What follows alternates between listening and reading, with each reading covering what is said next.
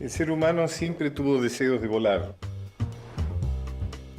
De ello dan cuenta muchos mitos y muchas leyendas de la antigüedad que se refieren al tema, por ejemplo, la de Ícaro,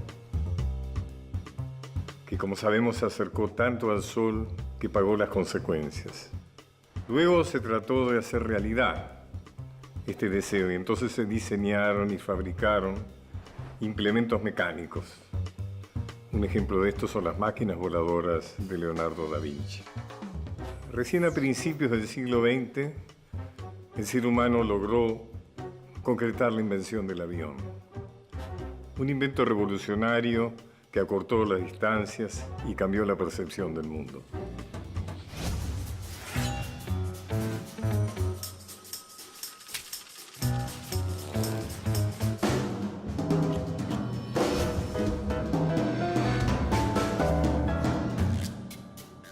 Se podría decir que la historia del avión, o más precisamente de la aviación, comienza como tal desde la Edad Media con la creación del primer aparato volador inventado por el español Abbas ibn Firnas.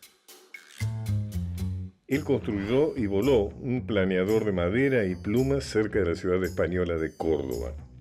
Ante un gran número de observadores se lanzó desde una torre y su vuelo duró unos cuantos metros. Esta hazaña pudo ser repetida muchos años después por el monje inglés Aylmer de Malmesbury.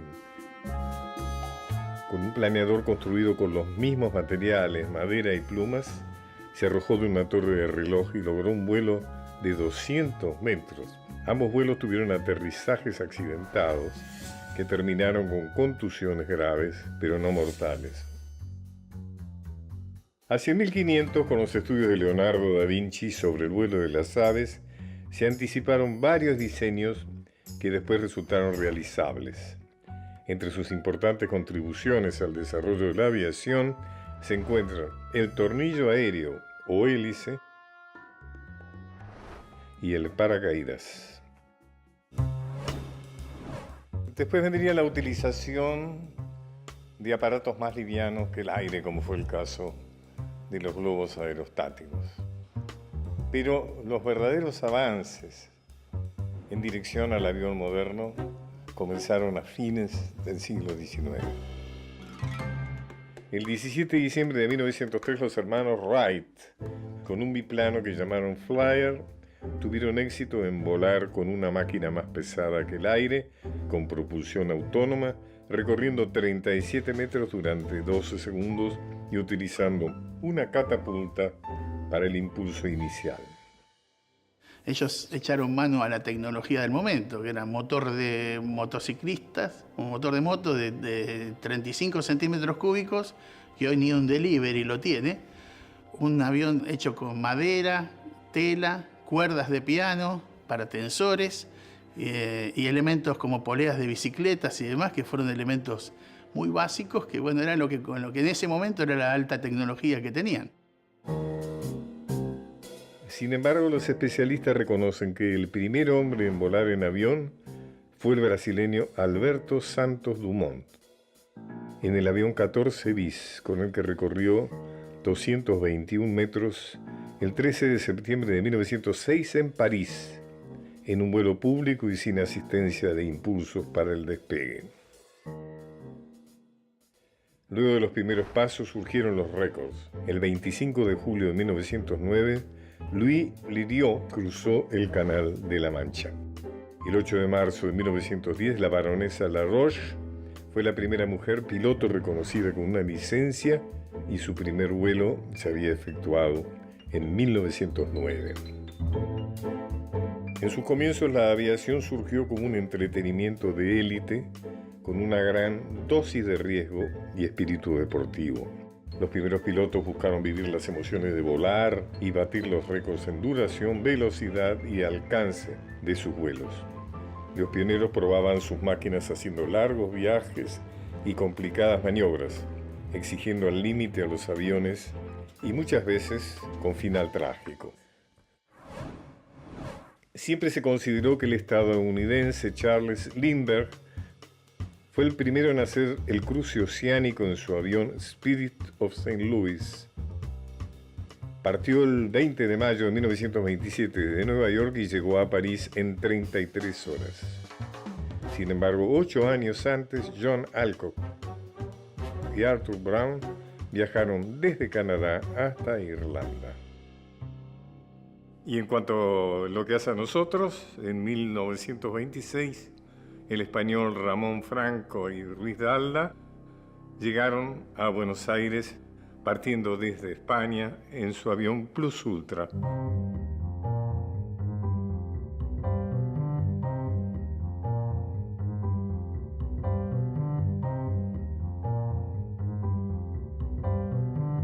¿Qué cambios sociales, económicos y culturales provocó la posibilidad de volar?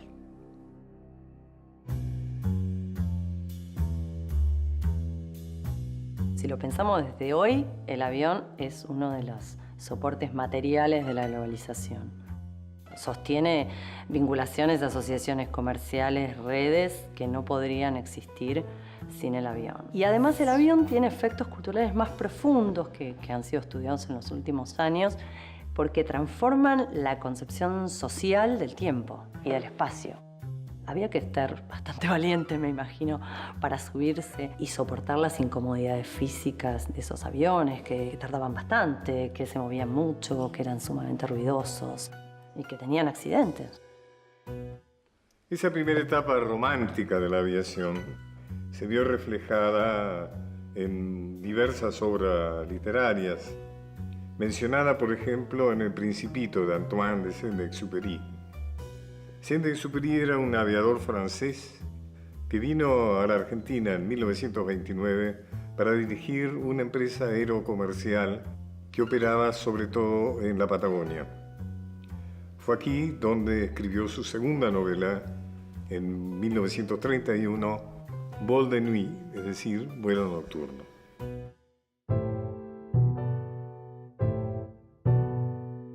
No es extraño que se instalara en Argentina.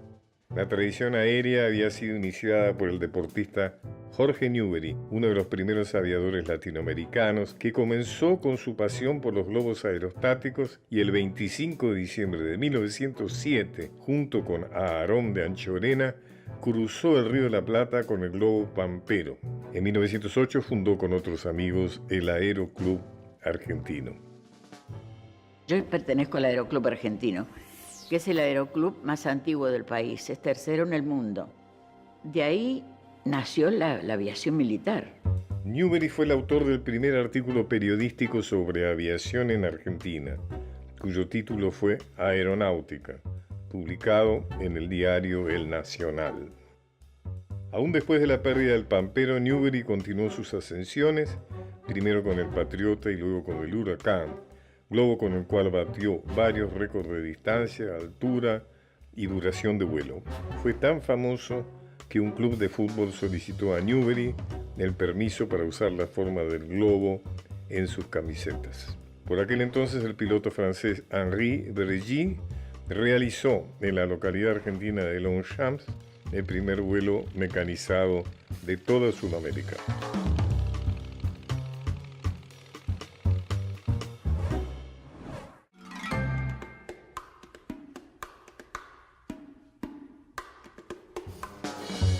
La importancia del avión en la guerra quedó demostrada en la Primera Guerra Mundial, recordada como la Gran Guerra, porque permitía ubicar y estudiar las posiciones enemigas desde el aire y además disparar proyectiles y arrojar bombas. La guerra aérea puso a prueba la habilidad de los pilotos. De allí surgieron los llamados haces de la guerra, cuyo mérito se medía en función de la cantidad de aviones enemigos abatidos. Entre ellos cabe recordar principalmente al piloto alemán Manfred von Richthofen, recordado como el Barón Rojo. ¿Cómo influyó el avión en las estrategias de guerra? ¿Y de qué manera la industria bélica definió el destino de la aviación? Por un lado, los inventores de aviones consiguen dinero para inventar aviones y mejorar aviones y desarrollar la técnica básicamente a partir del interés bélico que tiene la aviación. Lo que financia los saltos técnicos, por lo menos hasta la Segunda Guerra Mundial, es el interés militar. En la Primera Guerra Mundial, las posibilidades bélicas de la aviación enseguida son vistas. Al principio tiene que ver con reconocer el territorio y ver dónde están puestos los cañones del enemigo, y esta especie de batalla entre, que es como una reproducción de la caballería medieval, entre aviadores.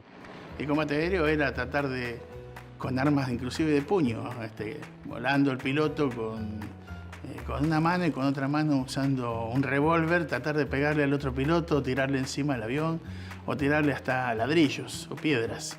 En la Segunda Guerra Mundial ya empieza la aviación como un arma estratégica clave que permite romper las líneas enemigas, atacar poblaciones civiles, romper líneas de abastecimiento, ¿no? Ferrocarriles, puentes.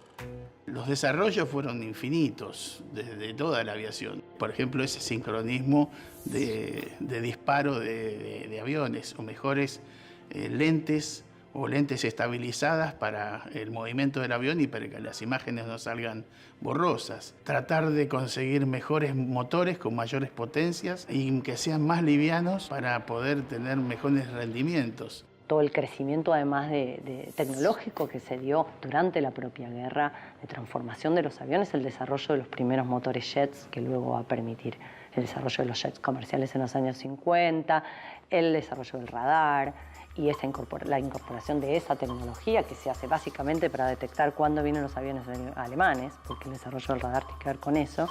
Después se va a poder aplicar en los barcos, se va a aplicar en los aviones para evitar las tormentas, por ejemplo. Todos estos cambios técnicos que se originan en general en la tecnología bélica permiten que sea posible esa aviación, con esa densidad, con esa velocidad.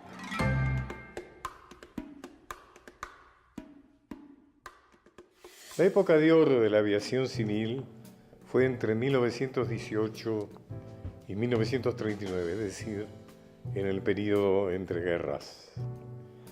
El primer vuelo comercial se había producido en 1914 entre las ciudades de San Petersburgo y Tampa, en el estado de Florida.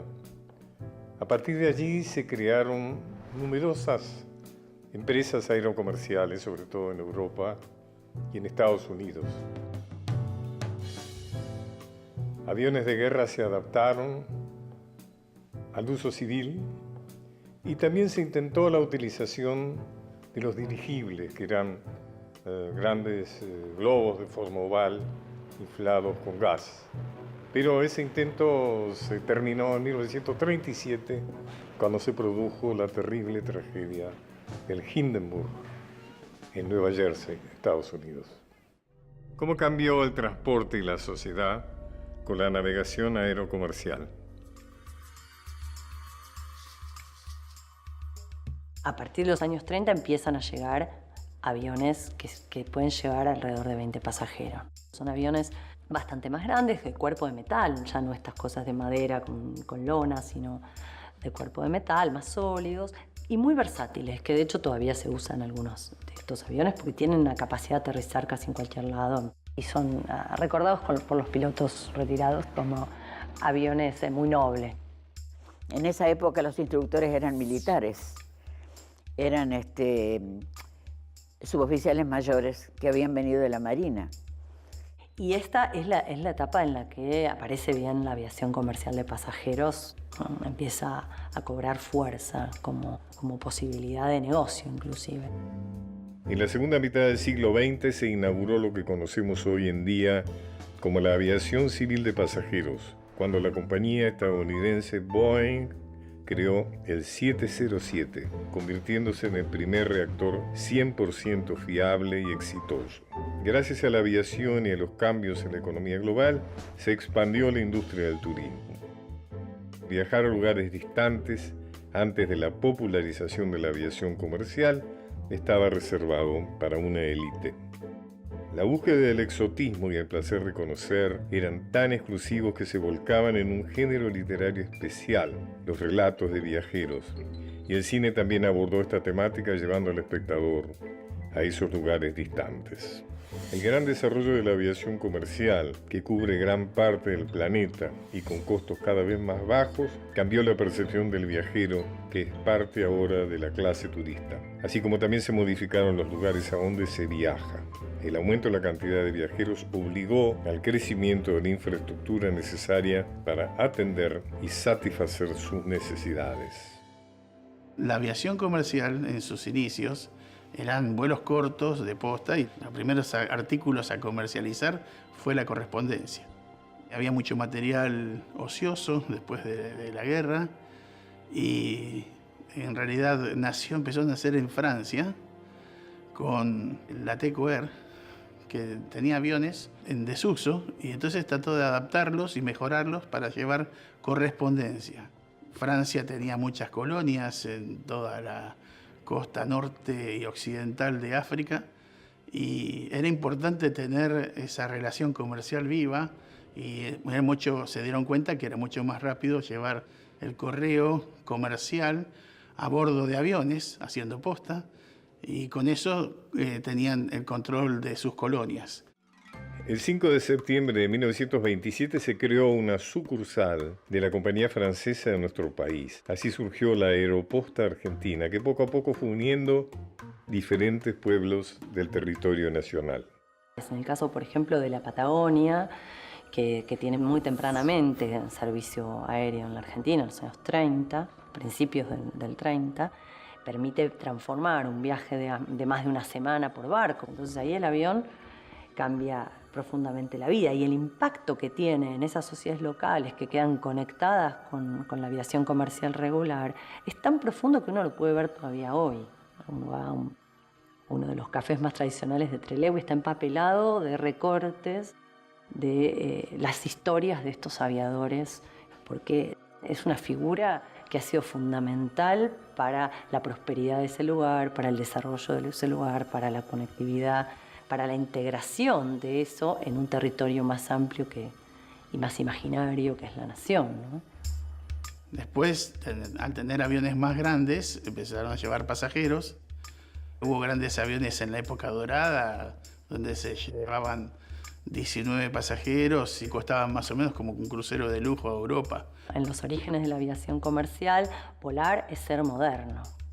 Hay una nota que sale en una revista de los años 30 que dice: usted todavía no ha volado, se está perdiendo de la modernidad. Si usted quiere ser moderno, tiene que haber volado. No puede no tener esta experiencia y pensarse a sí mismo como una persona moderna.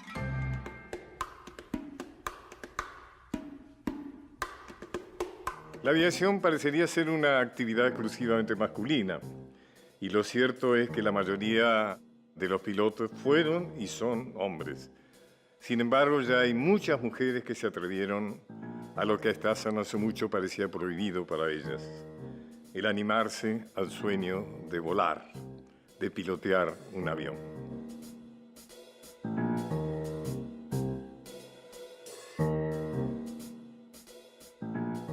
La Argentina es pionera en eso. Tenemos el honor de haber tenido la primer piloto civil argentina y latinoamericana, con la señora Amalia Figueiredo de Pietra.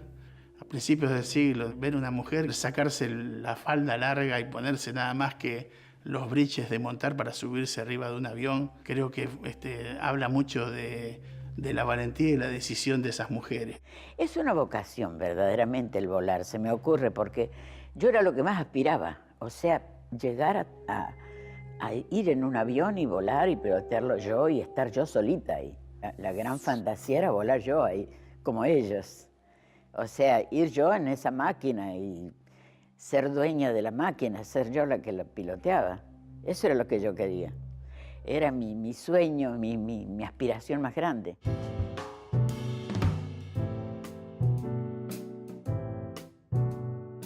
Mi vocación nació desde aquellos tiempos en que yo era muy joven y yo le decía a mi madre: yo quiero volar, yo voy a volar un día. No, me decía, de ninguna manera. Así que, pero digo, no importa, el día que yo trabaje, que tenga mi sueldo, me voy a costear mi curso de piloto. Y así fue. Tuve la suerte de poder ingresar a la Fábrica Militar de Aviones como personal administrativo, que era mi objetivo para estar cerca de los aviones. No era común que una mujer, tan es así que éramos dos las únicas que hacíamos el curso en ese año, 2 chicas. Yo me ponía a la par de los muchachos, había muchos muchachos que estaban haciendo el curso. Entonces había que sacar las máquinas del hangar con frío, porque Córdoba, los inviernos de Córdoba son muy fríos. Yo empujaba también a la par de ellos, empujando los aviones, a la par de ellos. Era otro muchacho más. En el año 1955 me recibí, completé mi curso de piloto. Mi sueño ideal sería que se iguale las tripulaciones, porque no hay ninguna diferencia y pueden haber mujeres capacitadas.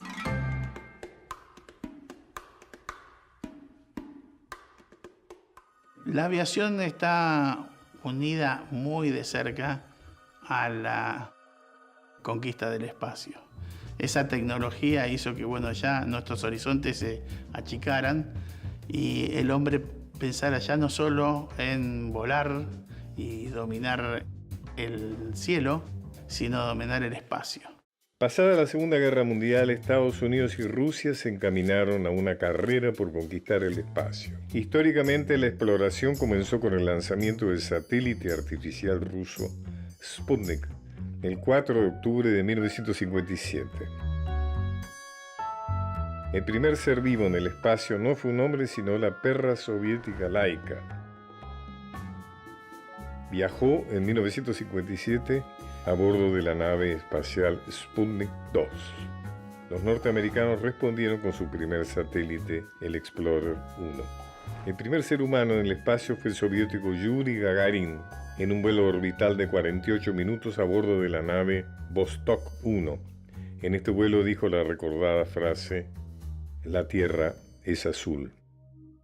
En principio fue un satélite ruso el que tomó la delantera y la iniciativa, y para levantar el guante quizás o en el desarrollo tecnológico, Estados Unidos se comprometió a tratar de llegar a la Luna. El objetivo de llegar a la Luna fue alcanzado el 20 de julio de 1969 por la Apolo 11, luego de despegar el 16 de julio y retornar a la Tierra 8 días después. Es famosa la frase del primer astronauta en pisar la Luna, Neil Armstrong: "Un pequeño paso para el hombre, pero un gran salto para la humanidad". Yo tenía 9 años y no podía creer todo lo que veía en la tele. Creo que hizo sentirnos ocupar quizás el lugar que no ser el centro del universo, sino ser una parte del universo. Y el desarrollo tecnológico de lo que se podía alcanzar. Nuestra mirada sobre el mundo, si uno piensa hoy en el planeta, tiene una serie de imágenes que son producto de la aviación y luego de las experiencias espaciales, que han construido imágenes de la Tierra que son las que pueblan nuestro imaginario geográfico, ¿no? Estas cuestiones culturales se transformaron gracias al avión. La aviación significó una revolución muy importante en la condición humana. El ancestral deseo de volar comenzó a cumplirse en 1903 con el corto pero trascendental vuelo de los hermanos Wright. A partir de allí los avances fueron asombrosos. Por suerte, no solamente en el terreno militar, sino también en lo civil, lo cual permitió comunicaciones globales y, por supuesto, nadie ignora que la aviación abrió el camino a la exploración aeroespacial. Una ciencia en desarrollo con un futuro impredecible que desafía los límites del ser humano.